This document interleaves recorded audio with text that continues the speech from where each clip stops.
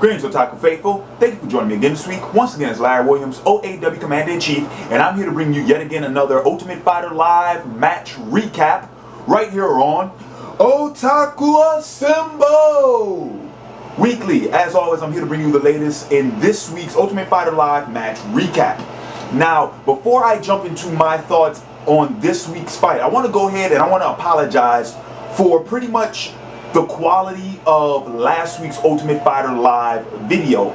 Now, I will go ahead and admit, with the first two episodes, I was trying my best to pay attention to those episodes, but at the same time, I was working on the OAW Grand Prix, which many of you know that I have discontinued that segment. So, what I'm saying is, I wasn't putting forth the A effort, and I wasn't really paying attention to the ins and outs of the first two episodes. So that's why I think last week's video came off as incoherent, and I apologize for that. Now, to make it up to you all, I want to discuss this week's episode, and especially the fight between Justin Lawrence and Christiano Marcello. So, as you all know, in last week's video, I gave you all my prediction for this week's fight. I was going for Justin Lawrence. My reasoning for that being is because Lawrence was the #1 pick for Team Cruz. He looked real fit. He looked like he was ready to fight. He looked real healthy. And most importantly, Team Cruz won the first fight. And so, okay, here's the thing. The little mental game Dominic pulled off in allowing Uriah Faber to pick his fighter for the second match, only to have Team Faber kind of not answer the call when Uriah wanted someone to step up and be like, yeah, let me go ahead and take this fight. No one answered the call. What happened was, we pretty much saw the quintessential psych out. In a way, Dominic Cruz and Justin Lawrence were able to psych Team Faber out.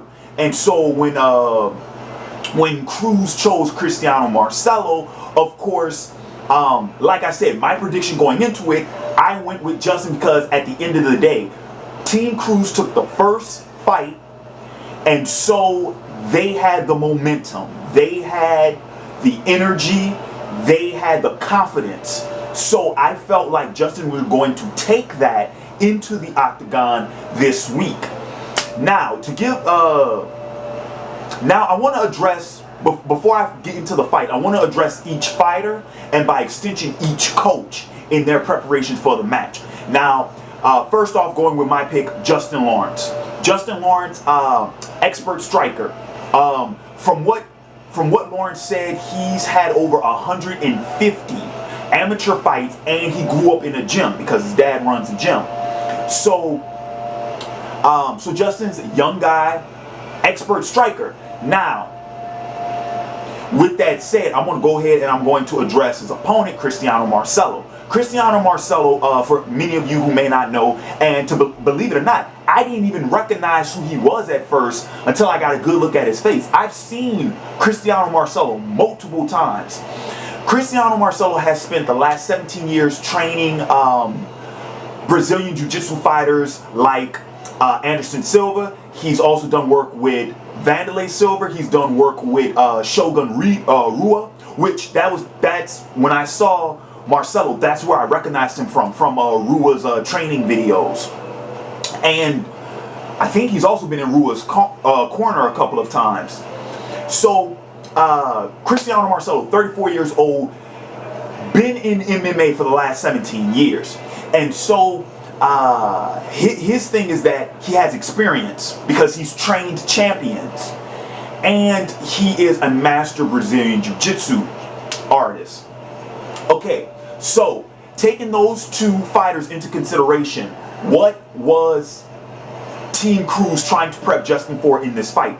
Number one, keep the fight standing. You're going up against a master Brazilian Jiu-Jitsu fighter. You need to keep the fight standing. You cannot allow for him to take you to the ground, because these are the facts. When it comes to BJJ practitioners, when they get you to the ground, they control the fight. They can easily oppress their opponent. They can easily push their will onto them once it goes to the ground. So Justin had to keep the fight standing. Of course, always focus on the striking. Why? Because that's his strong suit. That's what he's good at. I am very glad that Team Cruz did not try and make Justin more formidable on the ground. I'm very glad they did not do that, because these are the facts. On the ground, that's Marcello's territory. There is no way they could possibly prep Justin in a week to go to the ground with Marcello. The best thing they could possibly do is what they did: bring in another BJJ practitioner and have Justin practice defenses, having him practice how to get out of takedowns and how to reverse grapples and whatnot. That's the best thing they could do.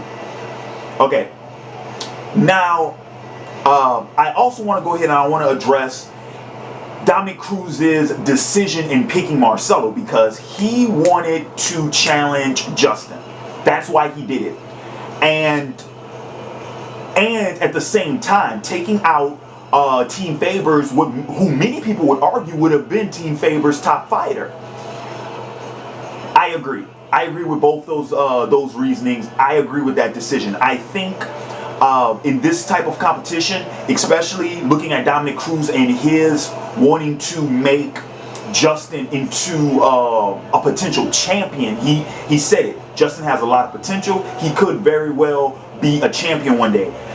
If that's the case, then now is not the time to play it safe. You have to challenge him. You have to put him up against the hardest competitors you could possibly find, because the truth is, should Justin win this competition and go into the UFC, he's not going to be able to take any shortcuts. He's not going to get any breaks, especially if he's good. If he goes on a track of wins, they're going to put him up against the best he could possibly go up to. So getting him in the habit of that, I thought was a very good idea. And I think that is probably, or that probably was, Cruz's most beneficial thing that he could have done with Justin this week, is putting him up against a formidable opponent. Now, on the flip side of that, let's talk about Marcello. Marcello, Uriah Faber, Team Faber. They are prepping him. They were prepping him in #1, cage control. They had. They knew that Justin was going to keep this standing up. So their thing was, if he's going to keep this standing up, you need to be able to control the cage. You need to be able to cut him off in the cage, which Marcello did. I saw him doing it in the fight, but I don't think he implemented it well enough. What I do like that Marcello did was that Marcello was willing to stand up with him. Marcello didn't try. He didn't go out of his way for takedowns, and I really did like that, and I respected that about Marcello, because in a way, it's kind of, like I said, it's kind of going back on that sort of reverse psychology gig. Marcello came into there thinking, it's like, okay, on the ground, I control the fight. Standing up, Justin has somewhat of an advantage, but I'm not going to allow for him to dictate the fight just because we're standing up. Even if we're standing up, I'm going to be the one to push this fight. That's how Marcello went into the octagon, and I commend that for his efforts. And then, of course, the one thing I do want to note that Uriah Faber kept telling Marcello during the training session, and he kept shouting it to him during the fight, was to keep his chin tucked in. The thing is, Justin has reach, and he has a devastating left hook. Marcello, throughout the entire fight, kept exposing his chin. That, for all intents and purposes, was the only real way Lawrence could defeat Marcello, by knocking him out. By Marcello exposing that chin, he just made it all too easy. Faber kept telling him, keep the chin in, keep it down, keep it in, use your reach. His whole thing was not to worry.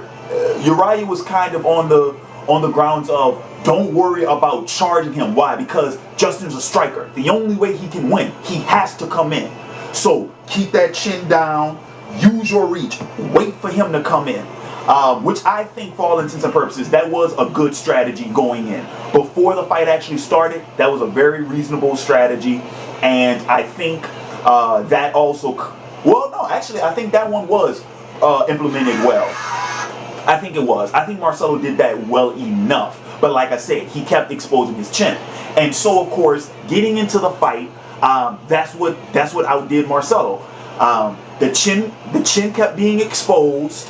Justin was able to strike him multiple times to knock him on the ground. And of course, Justin did the wisest thing by every time he knocked Marcello on the ground, he didn't engage him on the ground. That was very good. That was very good on Justin's part. Because like I said, once that fight goes to the ground, that's Marcello's fight. So, but like I said, multiple times, Justin was able to strike Christiano, putting him to the ground. And then in the second round, within the last 3 minutes of the second round, we got a lot of strikes from Justin that landed, and you could tell early on Marcello got rocked, and he was able to he was trying to recover, trying to keep his composure, but you could tell that those strikes were getting through and that they were affecting him. And then of course it led to the final knockout, which, like they predicted, left hook on the chin, bow, put him down. And then to add insult to injury, when Marcello got knocked out, he landed, his head hit that cage and was out. So yeah, so I guess to keep score, to keep track, I'm 1-0 with my predictions. Justin took the fight. And like I said, it was a good fight by both. I think both coaches did a great job in preparing their fighters for that match. And like I said, I think each fighter, as well as the coaches, they went in with the best possible plan that they could have come up with a week's notice. I thought it was good. I thought it was good prep. Yeah. So to wrap up this vid, I'm going to go ahead and give you all my predictions for next week's fight, which I'm going to go with.